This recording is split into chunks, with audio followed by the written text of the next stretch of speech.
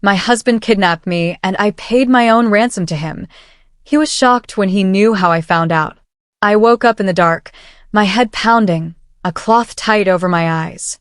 My wrists burned where rope cut into my skin. The room smelled cold, like dust and old wood. I tried to move, but the chair scraped and stopped me. Panic rose fast, loud in my chest. I called out, but my voice sounded small and broken. Footsteps moved outside the door. I froze when I heard his voice. Come. Familiar. My husband's voice.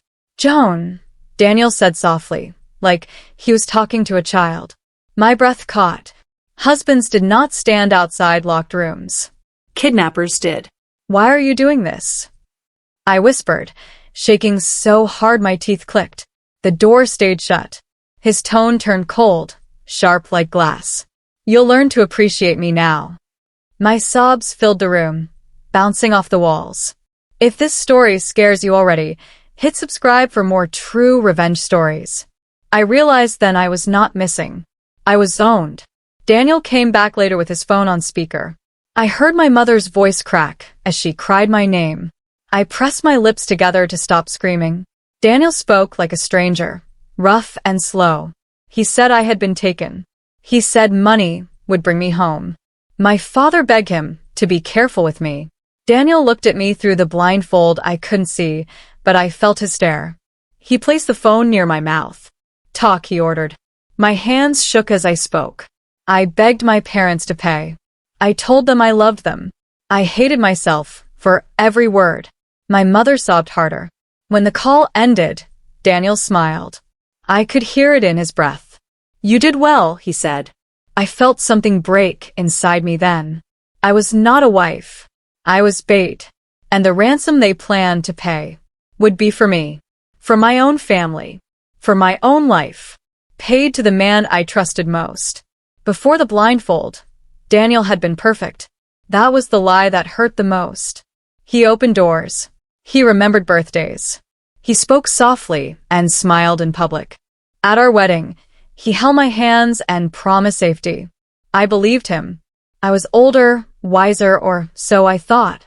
I remembered our vows like chains now. I will protect you, he said. I will always provide. What he never said was how. His business had started failing months before. Bills piled up. Calls came late at night.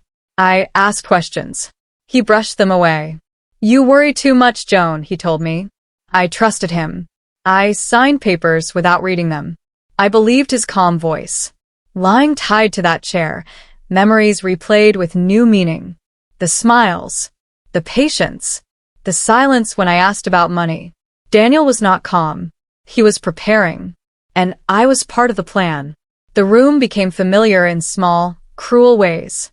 The air smelled like Daniel's cologne, cedar and spice. The floor creaked the way our hallway did at home. My fear twisted into confusion. When he left, I leaned sideways and felt under the bed with my fingers. Paper brushed my skin. I pulled it out slowly. It was our wedding photo. My knees went weak. Why would a kidnapper bring that? Daniel returned and watched me notice it. He said nothing. That silence scared me more than shouting. I stared at the photo long after he left again.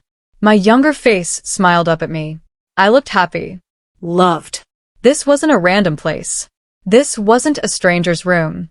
This was somewhere chosen. Planned. My fear sharpened into dread. I wasn't just trapped.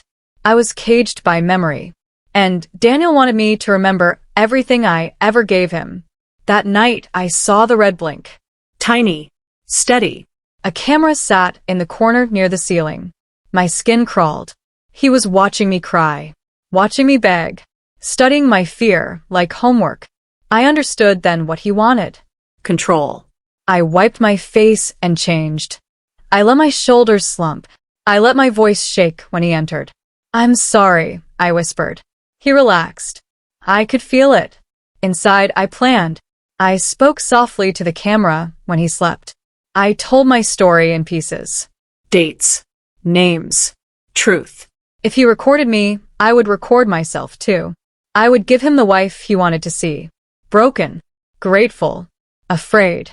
but inside, something hard formed. Daniel thought fear had won. He didn't know I was learning his game, and I planned to finish it.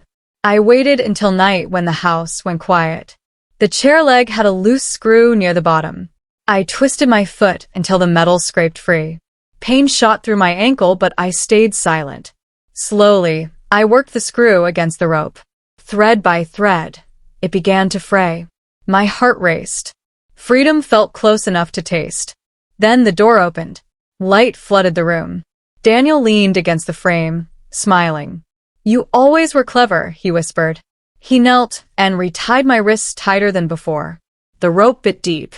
"Did you really think I would notice?" He brushed my hair back like a loving husband. "I watch everything." That was when I knew escape would not be sudden. It would be slow, planned, just like he planned this. As he left, he locked the door twice. I cried after that, but quietly. Not because I was broken, because I finally understood the rules. And rules could be used. Daniel sat across from me the next morning, calm as ever. He spoke like a teacher correcting a child. "I'm doing this for us," he said. I stared at the floor. "You forgot your place, Joan. Your career, your independence. It ruined what we had." His words twisted my stomach. "I gave you everything," he continued. "And you stopped needing me." That was his crime. Not love. Fear of being useless. He blamed my success, my confidence, my age. "This will remind you," he said softly. "Remind me of what?" "Dependence. Obedience." I nodded slowly, pretending to agree. Inside, anger burned hot and steady. This wasn't love. This was punishment dressed as care. He wanted gratitude for my suffering. And I decided then, if he wanted a lesson, I would teach him one he'd never forget. Daniel brought in a laptop and untied one hand. "You're going to help yourself now," he said. He made me log into our joint account. My fingers shook as I typed. He watched closely. "The ransom," he said. "Wire it." I understood. I was paying for my own life. The money left our account in seconds. My chest felt hollow as I copied the transaction number into my mind. He didn't notice. He never noticed details unless they served him. "Good," he said. "You're learning." When he left, I whispered the number again and again. That code was proof. Proof of theft. Proof of fraud. Proof he couldn't erase. It was small, but it was mine. My first breadcrumb. And breadcrumbs lead home, even from the darkest woods.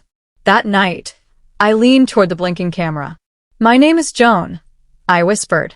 I spoke clearly. Dates. Names. What he'd done. What he planned.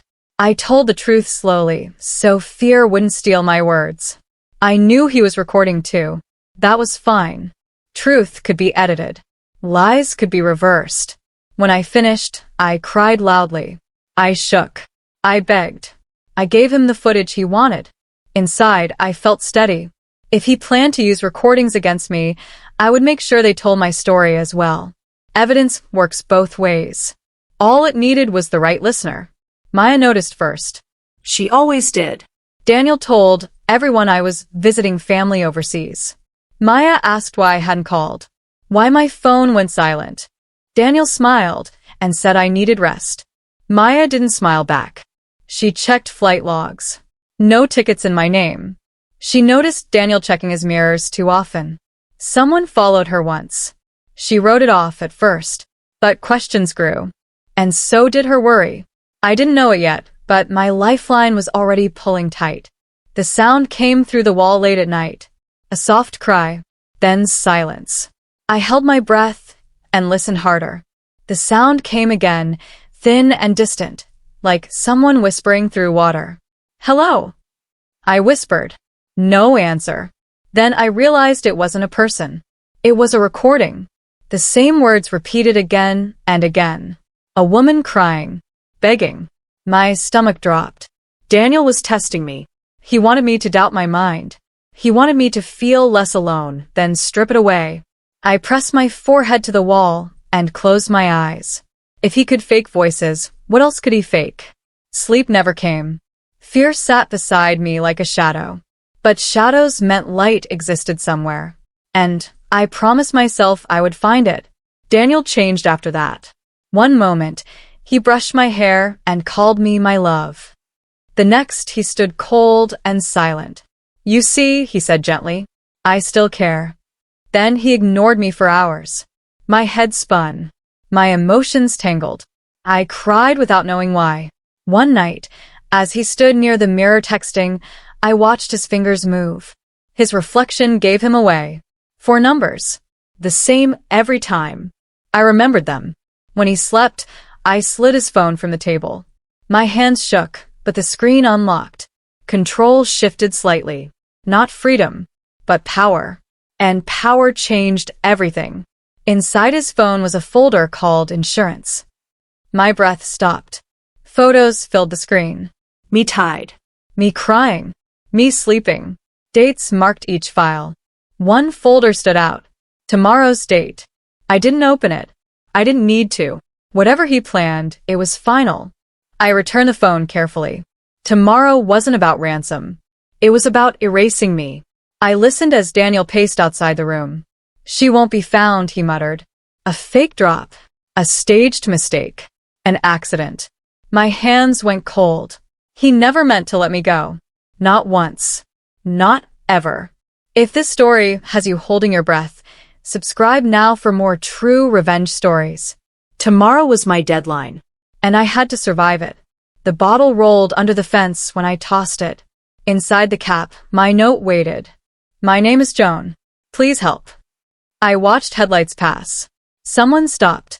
They bent down, picked it up. I didn't know who they were, but hope finally moved. I was blindfolded again and pushed into the van. Daniel's hand pressed my head down as we drove. I counted turns in my mind. Left. Right. Long straight road. Gravel. I listened to dogs barking, a train horn, wind through trees. Every sound mattered. My wrists ached, but I stayed quiet. Survival lived in details. A siren wailed nearby. Daniel swore under his breath.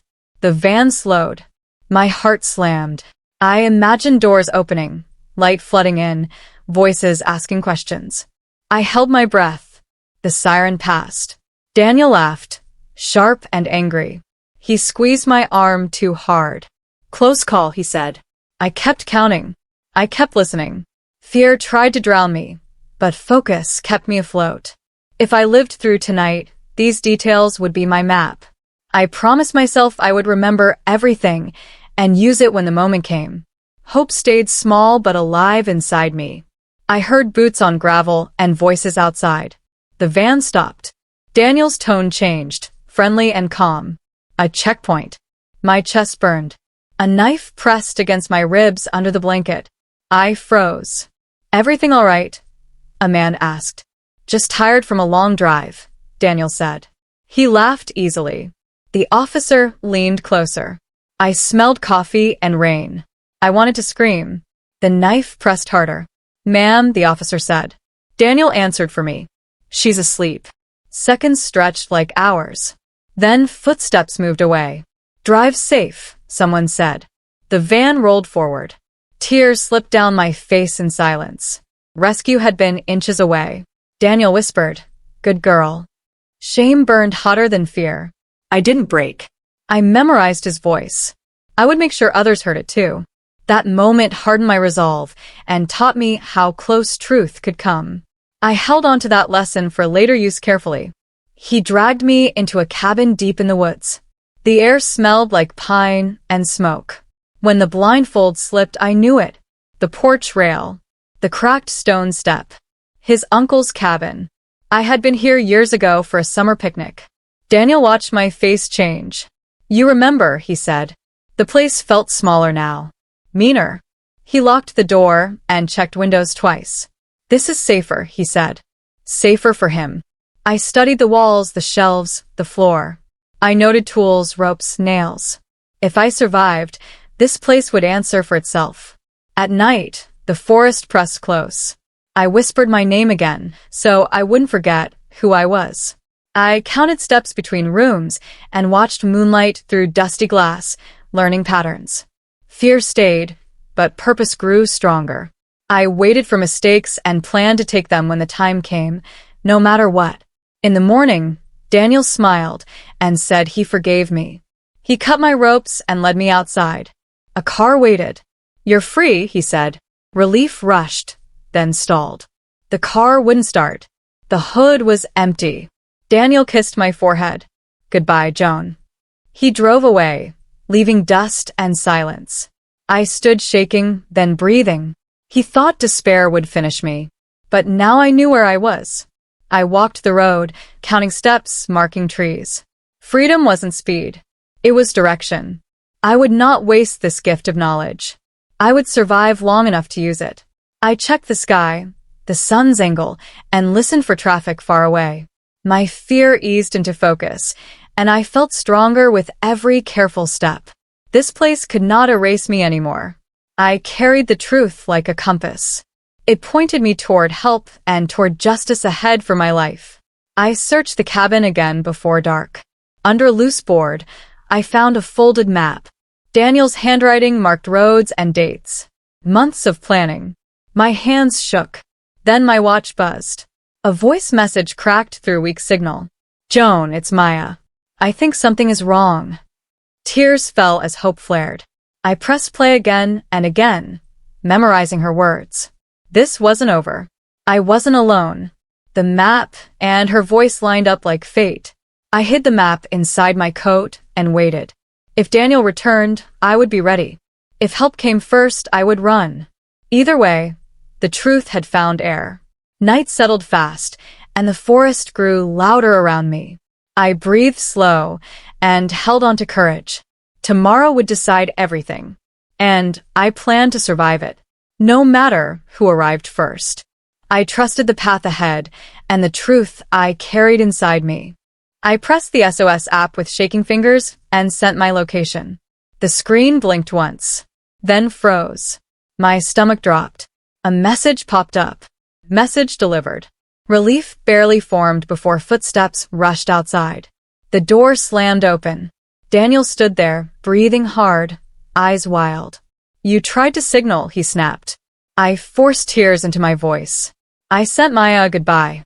I thought I'd die here." He hesitated. That pause saved me. He checked his phone, jaw tight. "Don't do that again," he said. I nodded, small and scared.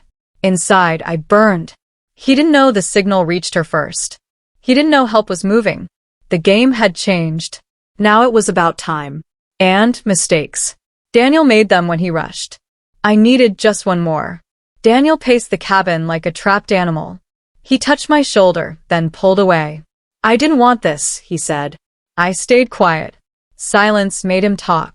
"I loved you," he added, almost pleading. Love didn't come with ropes. He watched me closely, searching for rebellion. I gave him none. "I forgive you," he said suddenly.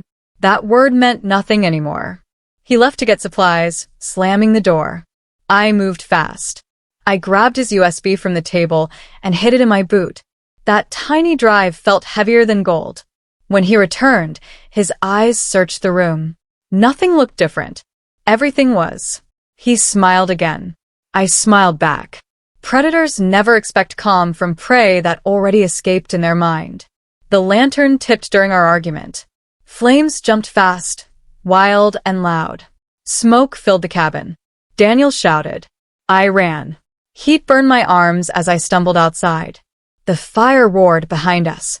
Daniel coughed, furious and scared. In the chaos, I disappeared into the trees. Branches tore my skin. I didn't stop. The forest swallowed me whole. Behind me, the cabin cracked and screamed. I kept running until my lungs screamed louder. Then I hid. Sirens echoed faintly. Hope rose like air after drowning. I held the USB tight. Proof burned brighter than the fire. Daniel's plan was collapsing. And he didn't even know it yet.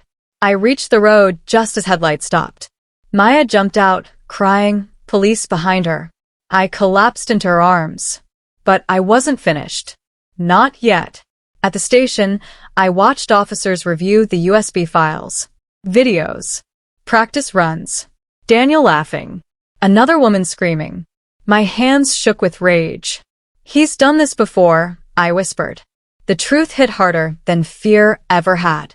I wasn't special. I was profitable. That night, I slept safely for the first time. But justice waited. And I planned to meet it standing. I returned to town with bruises still blooming on my skin. Cameras waited. Whispers followed. I stayed quiet. Then I leaked everything. Every video. Every lie. The story exploded. Daniel's company collapsed in hours. Stocks fell. Partners vanished. He called me, voice shaking. Please, he said. I hung up. For the first time, I felt power settle where fear once lived. Justice had begun. The media storm hit harder than I expected. Reporters camped outside Daniel's office and our old home. His face filled screens everywhere, calm voice shaking as he denied everything. I watched from Maya's couch, wrapped in a blanket, feeling strangely steady. Anonymous leaks spread fast. Videos didn't lie. By nightfall, his company's shares were worthless. Sponsors pulled out. Friends vanished. Daniel called again. This time he cried. They don't understand, he said. I did. Power hates daylight. I turned my phone off and slept. Justice didn't need my voice anymore. Truth was loud enough. But I knew Daniel. He wouldn't stop. Men like him always tried to flip the story. And I was ready. Daniel appeared on television 2 days later. He wore a clean suit and sad eyes. I was blackmailed, he said. I smiled. He called himself a victim. Said I was unstable. Said I staged everything. The anchor nodded politely. I knew what came next. I released the next file. His rehearsal videos. Him practicing lies. The world turned on him overnight. I felt no joy. Only calm. The truth doesn't need anger. It only needs time. With lawyers beside me, I emptied our joint accounts legally. Every transfer traced. Every dollar clean. The ransom payment stood out bright and ugly. Fraud. Insurance crime. Daniel's last shield fell. Investigators moved fast. His assets froze. Mine returned. For the first time in years, my name stood alone again. Joan. Not wife. Not victim. Just me. And I wasn't done. Maya and I edited the recordings into one final piece. The last clip played his voice. You'll never outsmart me. We let it end there. Silence did the rest. The video spread everywhere. People listened. They believed. And Daniel watched his own words bury him. Court was quiet when I played the tape. Gasps filled the room. Daniel finally looked small. Broken. The judge didn't blink. Justice spoke clearly that day. I thought the truth was finished unfolding, but court brought more shadows into the light. A former employee took the stand, hands shaking, voice steady. He said Daniel planned the kidnapping for insurance money. Not panic. Not love. Profit. I felt colder than I ever had in captivity. This was never about me failing as a wife. I was inventory. The man described meetings, spreadsheets, timelines. My name listed like an asset. I stared at Daniel. He didn't look at me. That hurt more than hate. The judge listened carefully. The jury leaned forward. Something inside me finally settled. It was never personal. It was greed wearing a wedding ring. When court ended, Daniel was led away in cuffs. I didn't cry. I stood tall. Because knowing the truth, even this one, meant he never owned me. Not then. Not ever. Daniel wrote from jail almost every day. Letters filled with apologies, memories, excuses. He said he was broken. He said he still loved me. I read every word once. Then I locked them away. They were not for comfort. They were proof. Proof that even trapped, he still tried to control the story. One letter chilled me. You think you've won, he wrote. I didn't respond. Winning was never the goal. Ending it was. But the words stayed with me. Warnings often hide in whispers. I changed my routines. I watched my mirrors. Freedom carried weight now. And I carried it carefully. Justice had locked him away. But consequences had longer shadows. And I was done being careless with my life. The call started at night. No voice. Just breathing. A car followed me twice. Slow. Careful. Police checked. Nothing solid. Fear returned, quieter but sharp. I wondered if Daniel was pulling strings from inside, or if someone else believed his story too deeply. Sleep became thin. I refused to hide. Fear fed men like him. I documented everything. Times. Plates. Shadows. Control came from clarity. Then one call ended with a whisper. You survived. My skin went cold. Survival wasn't the end. Exposure was. Someone was watching. Someone wanted part of his legacy. And I realized the story still wasn't finished writing itself. Not yet. Not until every shadow stepped into the light. Maya sat across from me, eyes wet. I leaked more than we planned, she said. She wanted the story viral. Faster. Louder. I felt betrayed again.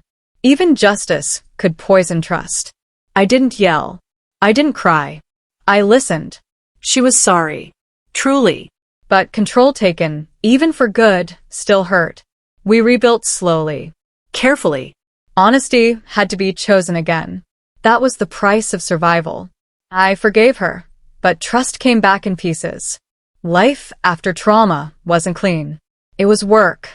And I was strong enough to do it, because I had already survived worse than disappointment. The envelope arrived with no return address. Inside were photos of me tied. Recent ones. My breath left me. This wasn't Daniel. Police traced the print. A fan. Obsessed. Inspired. He vanished before arrest. I refused to shrink. Fear would not rewrite my ending. I knew what had to be done next. I would face the beginning. One last time.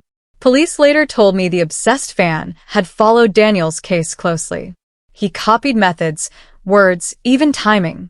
The danger wasn't over, but it was understood. Patterns meant predictability. Predictability meant control. I gave a full statement, calm and clear. Fear no longer owned my voice. Days passed. Then silence returned. The fan disappeared, leaving only questions. I locked my doors, but I lived. Not hiding. Living. I realized something important then. Daniel didn't invent cruelty. He only revealed it. And exposure weakened it. I wasn't running anymore. I was finishing the story on my terms. There was one place left to face. One memory still burning. The cabin. I knew closure waited there, buried under ash and lies. And I was ready to uncover it. The cabin stood burned and broken, quiet as a grave. I walked through ash and rot, my steps slow and steady. Fear tried to return, but I didn't let it stay. Under the floorboards, I found a notebook wrapped in plastic. Daniel's handwriting filled every page. Plans, dates, names, and one name I didn't expect. His brother. The truth settled heavy in my chest. Daniel hadn't acted alone. This wasn't madness. It was teamwork. The notebook confessed everything. Insurance. Control. Profit. I closed it gently. This wasn't just my ending. It was his brother's beginning. And I knew exactly how to finish what they started. Daniel's brother had always stayed quiet, helpful, invisible. I contacted him using Daniel's words, Daniel's methods. I told him I wanted closure. I told him I understood. He believed me. Men like them always do. We met where cameras watched. He talked too much, confessed too easily. I let silence pull the truth from him. When police stepped in, his face collapsed. Justice moved fast this time. No sympathy. No doubt. I felt nothing but calm. The circle finally closed. Every hand that touched my pain now faced consequence. I walked away lighter. Free. Finished. Months later, I recorded my final video. I used my own voice. My own name. The title matched the truth exactly. My husband kidnapped me, and I paid my own ransom to him. He didn't expect how I found out. I told clean, simple, honest. I ended with one line. He taught me fear. I taught him consequence. If this story stayed with you, subscribe for more true revenge stories. The upload felt like release. The past no longer chased me. I had outrun it. My life became quiet again. Real quiet. No lies. No performances. Just mornings, coffee, and breath without fear. I kept Daniel's letters locked away. Not as pain, as proof. I learned the difference between love and control. Between fear and respect. I was Joan. Older. Wiser. Alive. And no one would ever own me again. The end was not survival. It was justice. If you love this revenge story and want more just like it, make sure you're subscribed. There are plenty more to tell.